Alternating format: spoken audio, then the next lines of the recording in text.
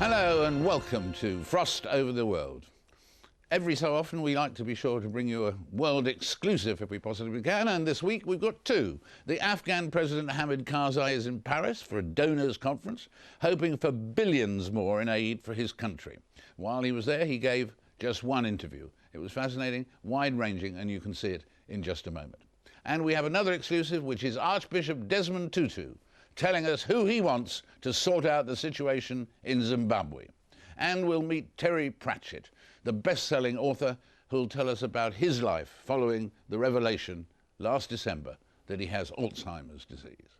But first, that interview with Hamid Karzai. Afghanistan is still home to more than 50,000 NATO troops trying to defeat the Taliban and Islamist militants as well.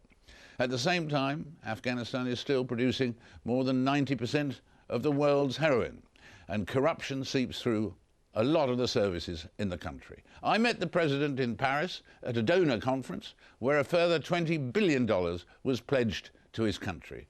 I asked him what he wanted to spend the money on. We want to spend a lot of that money on agriculture and on energy. Energy meaning, in this case, particularly electricity, on dams, on coal-produced electricity, and on gas. And also 14 billion, I read somewhere, on security. 14 billion will, of course, go to the army and the police and the whole security endeavor. And how much of the country is under your control at the moment? A very great part of the country is under the control of the Afghan government.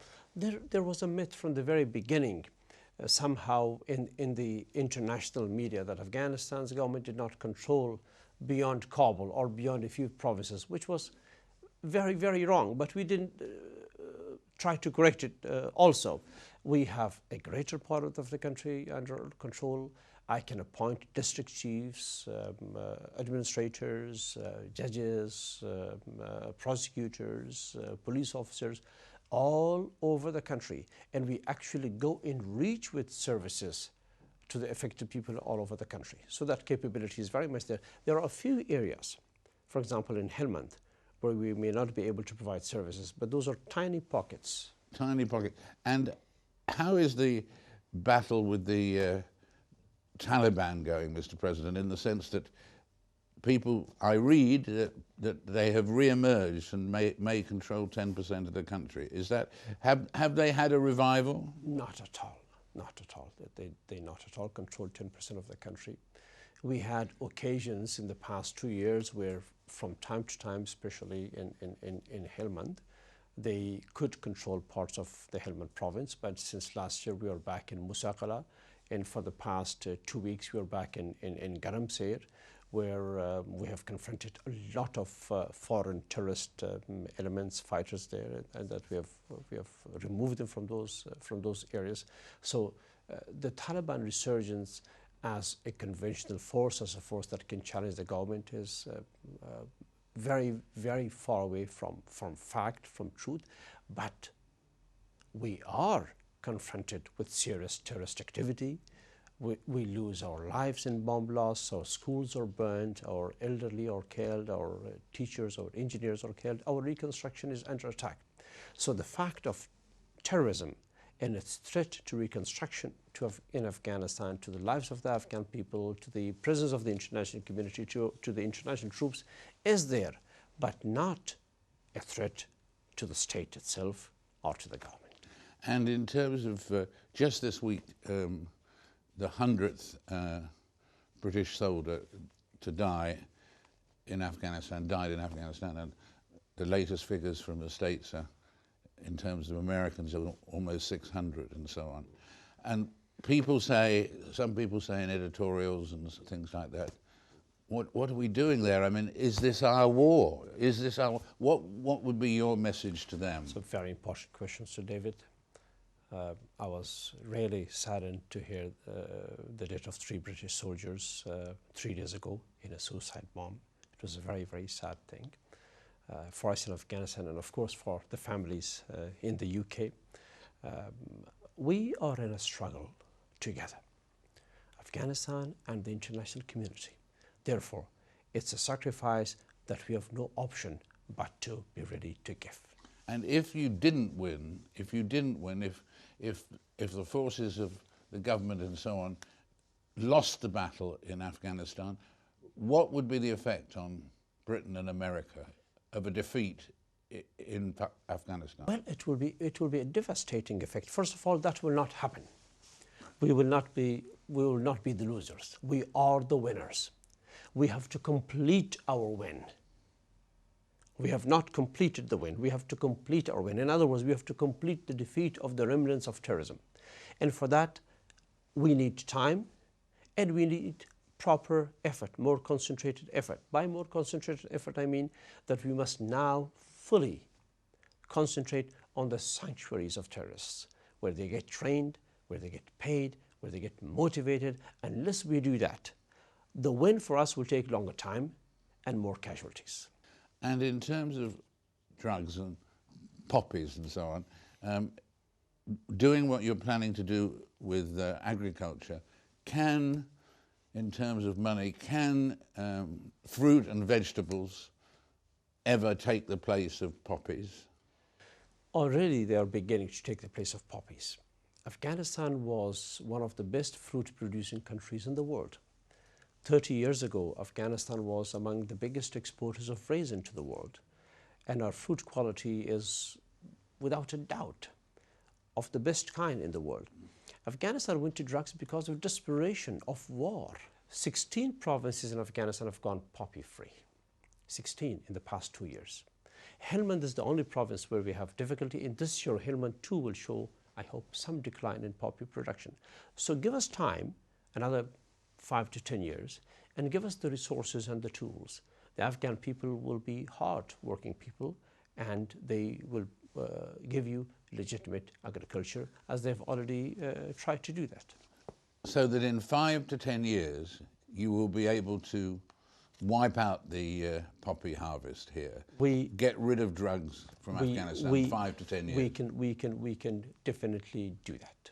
Given the right tools, the right circumstances, we will definitely do that. What about the question, Mr. President, of corruption? I mean, it is very noticeable that I've never read anywhere of anyone suggesting that you are corrupt. I've not read that anywhere. But as you sit with your advisors, your cabinet, your colleagues and so on, can you be certain that nobody in that room is corrupt? It's a very good question and a very important one. Important for the Afghan people, important for the donors in the international community. There is a problem of corruption in Afghanistan for so many reasons. Having strong law enforcement mechanisms with regard to corruption. For example, I'm thinking now of establishing an anti-corruption police force within the Ministry of Interior. And perhaps we are thinking of, if the law allows it, of special courts against corruption. Right, so that's the problem that you're going to tackle. Yes. And you think you'll have a dedicated anti-corruption force? We tried various ways in the past 4 years. We succeeded. We have governors in prison. We have deputy governors in prison. We have mayors and deputy mayors in prison. We have customs officials in prisons. We have taken hundreds of cases to courts.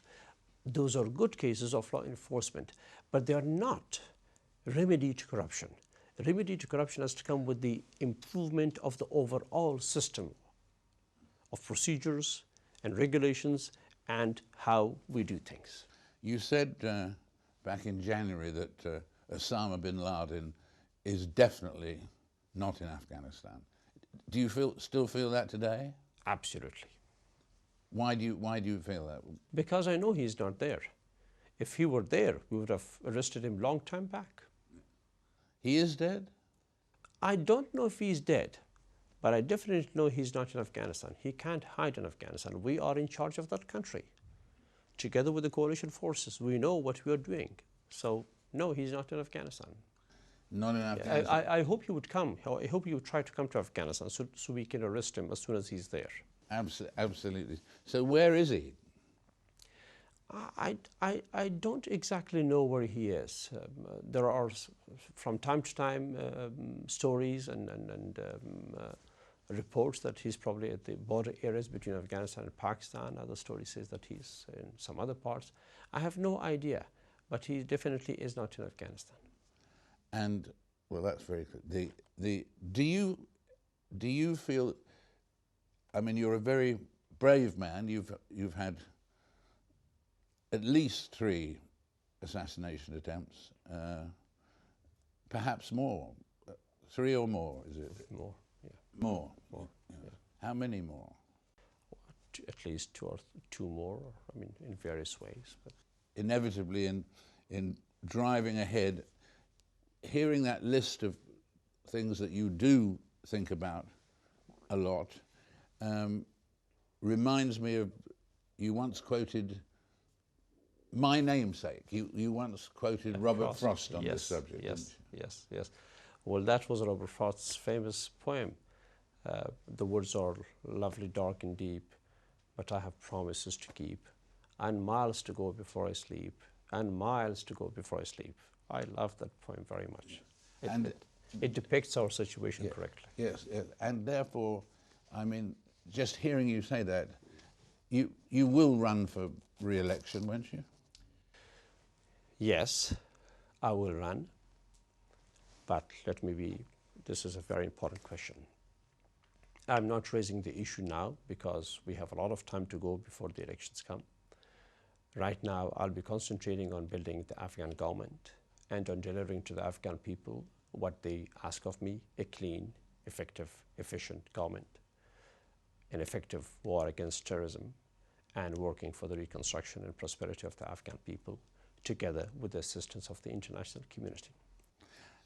US General Dan McNeill suggested that reducing the number of foreign troops from 2011, that's only 3 years from now, but other people say there will need to be troops from overseas in Afghanistan for up to 20 years. What's your feeling? Probably some form of foreign presence in Afghanistan will be required for a long time, at least 15 to 20 years, some form of foreign presence, some form of international presence.